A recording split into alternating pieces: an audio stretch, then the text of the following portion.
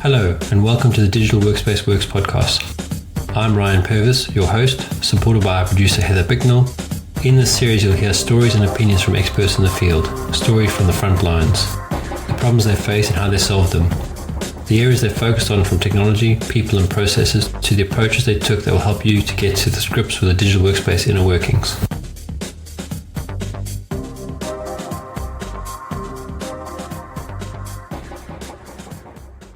Good morning.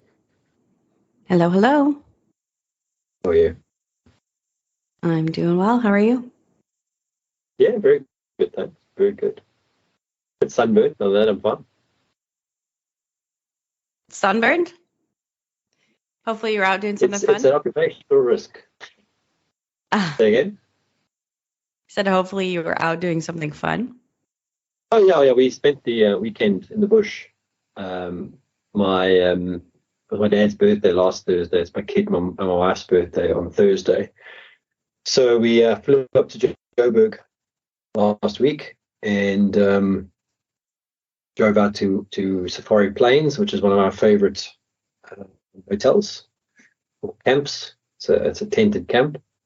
And we spent a couple of days there. It was a lot of fun. Nice. Did you see any cool animals? Oh yeah. We had and this does relate to what I want to talk about today anyway. So I'll tell you what we saw, and then I'll bring it back to what I wanted to talk about. So we went out. We got there on Friday afternoon, and we went out and we saw some unusual things. Which there's the usual things you will see if you go to a park. You'll see zebras and you'll see impalas and a lot of antelope. Which, I mean, these are probably be foreign to you, but for a South African or a person that goes to the bush a lot, there's things you'll see all the time. And then you see, and usually when you're going out, you're looking for the big five, typically, which will be lion, rhino, buffalo, leopard, and Elephant. That's your big five. And they named the big five because they're the big five that are dangerous to man. In that, they would kill the most people for whatever reason.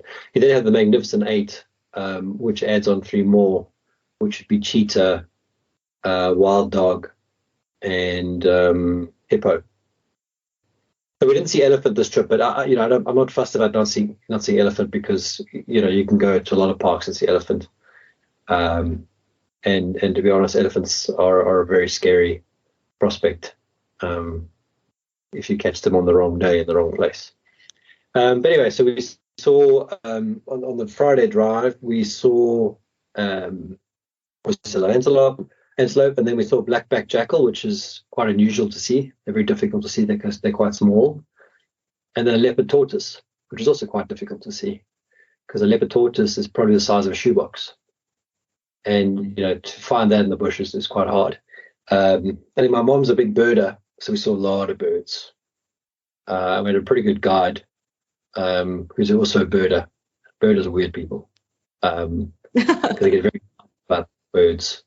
And look, there are some magnificent birds and whatever, but, spending 5 minutes talking about a bird is not for everyone. So that was good. But we spent, a good 3.5 hours, 4 hours in the bush. Which kind of threw some of my other stuff out, but it was good fun. And then Saturday morning, we spent an hour and a half looking for lion, couldn't find them, so that was a bit of a wash. We saw some other stuff, but that was what we were looking for. So, and Saturday afternoon, we tried again for lion and couldn't find them. We saw some beautiful cheetah, and it's one of those things, for those who've never been on safari, you can drive around for hours and see nothing. And then all of a sudden, you can get the sniff of something. And we saw cheetah like in the distance, like, maximum range on the binoculars.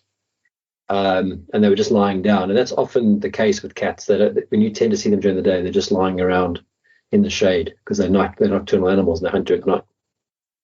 But because we were there in the afternoon, it was quite cool.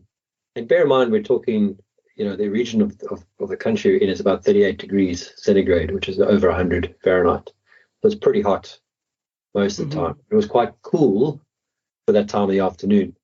So someone else had seen the cheetah. So when we got there, they were still lying down. But when we got sort of 10 minutes after we got there, they got up and they started walking. So we shot around to where we thought they'd come out, and they came out literally in front of us, and they walked across. They were maybe 5 meters from us at one point, and then closer at some point.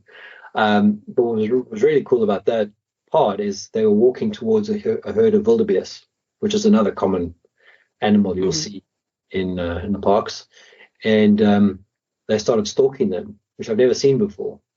And that's quite a fascinating thing, because normally when you see them lying around, they just lie around. And when they stalk, you see them change their body language. It was two brothers, so you could see who was the alpha male, and as the alpha male did something, the secondary male, or whatever they would call him, or beta male, I guess, would follow suit. He would do, and then obviously, because there were game vehicles around, I mean, the animals are pretty used to the vehicles because they just see them as a big blob, and then obviously the noise is they're used to the noise.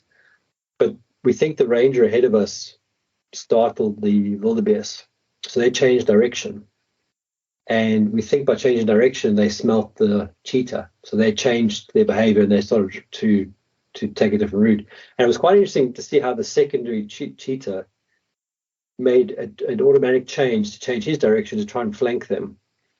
And they went up the hill. We kind of lost them. And we think that they probably would have chased them at some point to catch because they were babies. They'd probably catch one of the babies.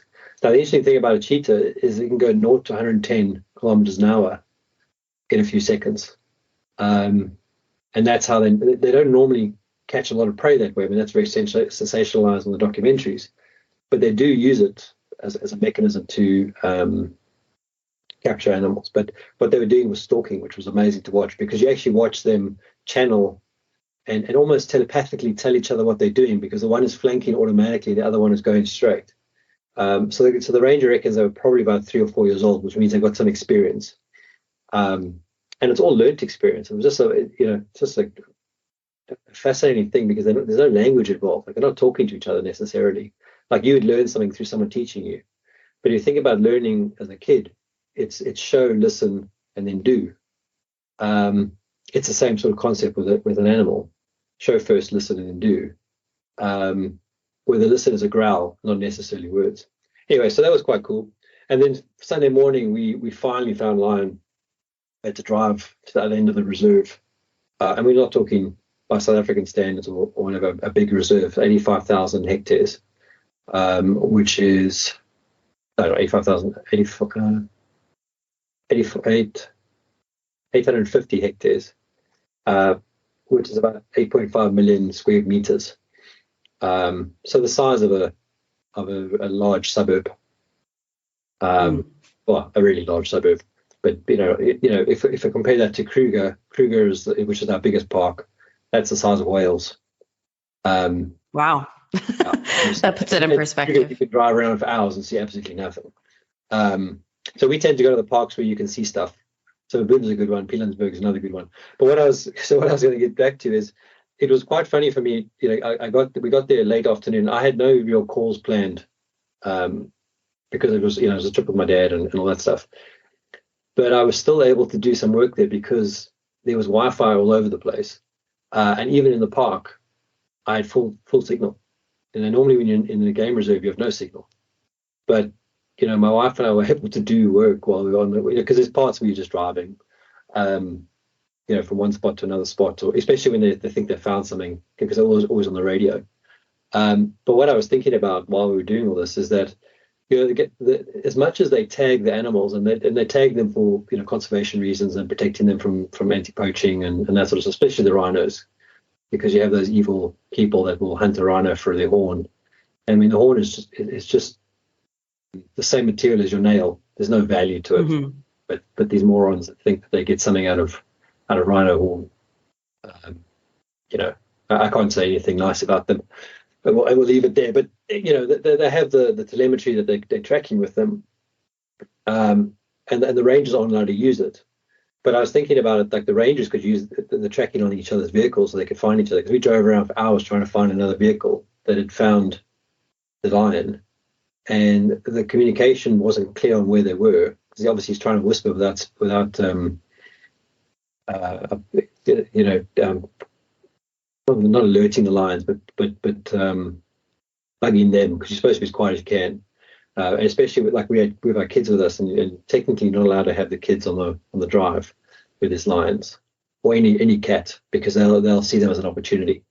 But it was interesting, because we watched the lions do some stalking as well. So where we were, there was a fence. Someone's house in the middle of the park, and inside their fence is an eland, which is a very big antelope. And there was 4 lions. They're probably about a year old, so they're just bigger than cubs. They're big still. I mean, you're probably talking a couple 100 kilos each, but they can't see the fence with their eyesight. So they can see the eland as an opportunity, but they can't see the fence. So they were stalking this eland, but they were using our vehicles as ways to block line of sight with the eland. And the eland could see them, and he was making all sorts of noises, his normal alert calls, to let everyone else know that there's lions around. And they were trying to stalk him. And then every time we moved or repositioned, they would use the sound of the engine to move faster to get into position. And then they would literally crawl, through bushes and stuff to get closer to him. And then they realized that there was something blocking, because he was he realized that he was safe. So he was kind of making a deal. It was quite funny to watch, because you got this eland, and he's sort of barking at them, and he's making all sorts of, like a horse would make a head movement, doing the same sort of stuff, obviously sort of goading these lions. And the lions are in different positions stalking him, but they can't actually get to him because of the fence. So at one point they realized there was a fence, but for a long time they didn't realize that. So they were like seriously going to go for him. And we were like, this is going to be so funny. Awesome. And we were waiting for them to have a strike at the fence and to see what they would do. They didn't, obviously, but it was quite a thing. And what fascinates me about it is, if you think about we had the cheetah and his brother, so the alpha male and his brother. We have these 4 cubs. There's an automatic who's in charge, who's leading, and the other part of the team just falling in with that guidance in that direction. I mean, and that's nature's way. And I was thinking about it while I was watching it. Like, it's why it's so important when you have team dynamics to have a clarity on who's leading it. And it was interesting, because there was a couple of things we discussed. I mean, obviously, I'm not going to regurgitate the entire 4 days of driving. 4 game drives over 2 days. But the team dynamics was interesting, but also how they manage their energy and how they look for the best times of days to do things. How there's communication between these animals, and not just the predators going for the prey, but the prey, and how they communicate with each other. So if you think about, you're sitting there, you're staring at some lions. In the background, you hear a bird chirping. Now, the first time you hear that, you just think it's a bird chirping. But if you start connecting the dots and you start listening to what the rangers are saying, they've realized over time, and obviously this has happened over lots of research and whatever, that these birds are all communicating as warning systems to the other animals. And when you look at herds of and wildebeest, because they're always together, they act as sentries for each other, and they're complementary to each other. So, it's this diversity that kind of works. Different species of animals that all work together to keep each other safe, and also coexist within nature to create this ecosystem. And it kind of made me think about all these things. If you look at the technologies we work with and live with, how when they all work together and complement each other, you end up with quite a good experience, and it all works together. When they don't work together, you end up with this disjointed experience, and that works, well, it doesn't work, and that causes a lot of frustration and a lot of angst for the people involved.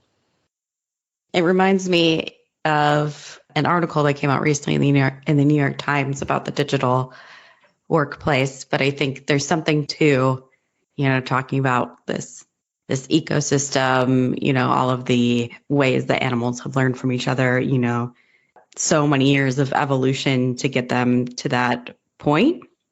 And then, you get the silly examples of like when man-made things come into the mix, like fences that aren't part of their nature. So they kind of pose, they can create funny situations. But in the digital workplace, most of the tools that we've been using have been around maybe for a few decades at most. So we don't have that sort of inherent second nature experience with a lot of these things yet. And there's still the awkwardness, I think, in part for that reason, is we don't necessarily know, what's the best way to signal to my colleague that, X needs to happen, or I'm trying to relate it back to the animal metaphors. But yeah, I mean, you get what I mean? It's like, it's not quite as natural, I suppose. It's very, we're still trying to figure out how to make working with technology more ingrained and seamless and effective for us.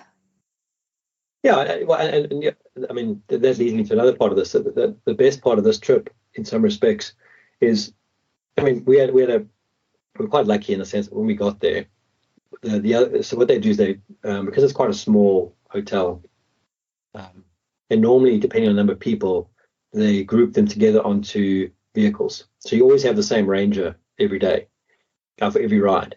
And what was lucky for us the first couple of days, because my dad's quite ill, so we wanted to have a little bit of freedom, is we were the only ones on our vehicle, so we could pretty much go anywhere we wanted, and leave and and go at our speed and that kind of thing. And then the one thing about Mabula, where we were, is they don't allow people to drive their own vehicles in the park, so you can only go in with a ranger, which means the rangers will take you a little bit further than you get in most other parks. So for in other parks, you have to stay on the road.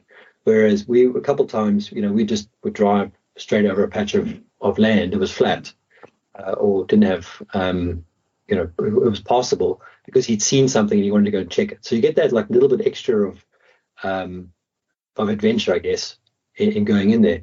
Now, when we had the other guys with us, now you got to be a little bit more conscious of what they want to see. And like I said, they were great people. I mean, they really were great guys to ride with. But we were actually we went for a bush braai on the Saturday night, which literally means they drove us out in the middle of the bush where they'd set up fires and the food and all that kind of stuff, and a bit of local entertainment.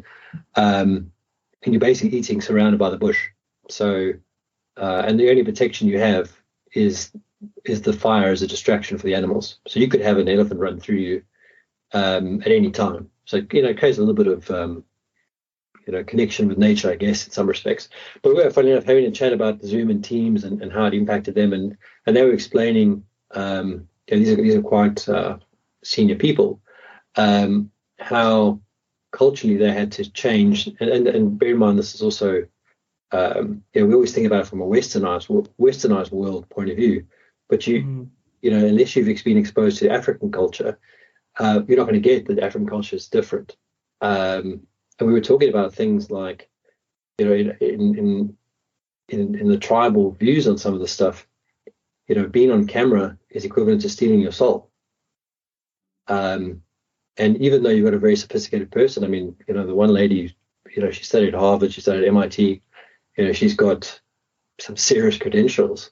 But she had to get her grandmother to use Zoom to talk to her. And her grandmother refused because she said the camera's going to steal her soul. And it took her about 6 weeks to get her to use it. And she was telling me how she had to convince her of the technology is safe and it's not going to do this stuff. And it was, I hadn't even thought about it, from what we've been exposed to, and that, it is a different world completely. Yeah, but she won her over within 6 weeks. That doesn't sound too bad. It was very much a case of, this is the only way we can talk. So, she started off firstly with cameras off a couple times. Then she did a couple calls where her camera was on, but her grand's camera was off. And then after a while, she just said, you got to, turn the camera on and let's see how we go, kind of thing. And, I'm still here. My soul's not gone. Just kind of, slowly letting her get acclimatized to the different stages. Something we take for granted. If you said someone I'm going to take, I was talking to someone this morning about catching up, and I said, well, I'm not actually in thing at the moment, but let's just do a call on Teams. He's like, oh yeah, we can do that. That's fine. A couple of years ago, people would have gone, well, if you're not in town, wait, let me know when you're in town. So there's that, for some people that shift is very easy. Just use the technology as a bridge to not delay things. But for some people that is still a big. I listen to a lot of the older people around me, and they moan about getting on a Teams call because it feels so complicated.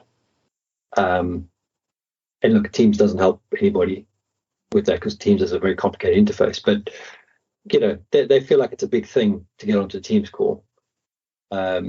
Whereas for people coming through, generationally now, jumping on a WhatsApp call or a Telegram call or a Teams call or a Zoom call or whatever is as normal as sending a text message 20 years ago. Unfortunately, I do need to run, but This has been really cool hearing about your trip. And yeah. Thanks very much. Talk later. See ya. Bye. Cheers. Bye. Thank you for listening to today's episode. Heather Bicknell is our producer and editor. Thank you, Heather, for your hard work on this episode. Please subscribe to the series and rate us on iTunes or the Google Play Store. Follow us on Twitter @the DWW Podcast. The show notes and transcripts will be available on the website www.digitalworkspace.works. Please also visit our website www.digitalworkspace.works and subscribe to our newsletter. And lastly, if you found this episode useful, please share with your friends or colleagues.